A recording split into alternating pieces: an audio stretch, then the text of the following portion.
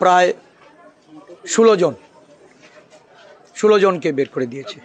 আমি তো বারবার বলছি যে এখানে আমি বুঝতেই পারছি না যে এখানে নির্বাচন আধিকারিকের ভূমিকা কী।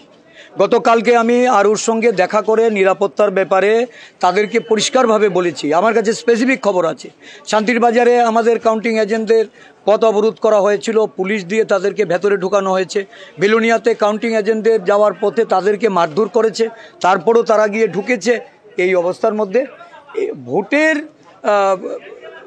যারা মানে গণনা কর্মী যারা তাদেরই যদি নিরাপত্তাহীনতায় ভুগতে হয়, তাহলে বুঝতেই পারছেন যে কী আবহে ভোট হচ্ছে আর গণনা হচ্ছে। করে দিচ্ছে কাউন্টিং হল থেকে মারপিট করে ওই কলম দিয়ে গুঁতো দিয়ে বার করে দিচ্ছে।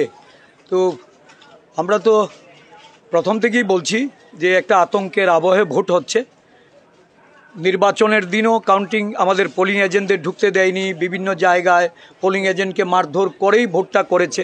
তারপরেও তাদের অনিশ্চয়তা, তাদের জয়, এটাকে নিশ্চিত করার জন্য এবার কাউন্টিং হল থেকেও কাউন্টিং এজেন্টদের মারপিট করে বের করে দিচ্ছে। আমি আরু সাহেবকে বলে এসলাম স্পেসিফিক মামলা করার জন্য তাদের এগেনস্টে, এবং আমার দলের ইলেকশন এজেন্ট উনি এই মুহূর্তে একটা অভিযোগ জানাচ্ছেন।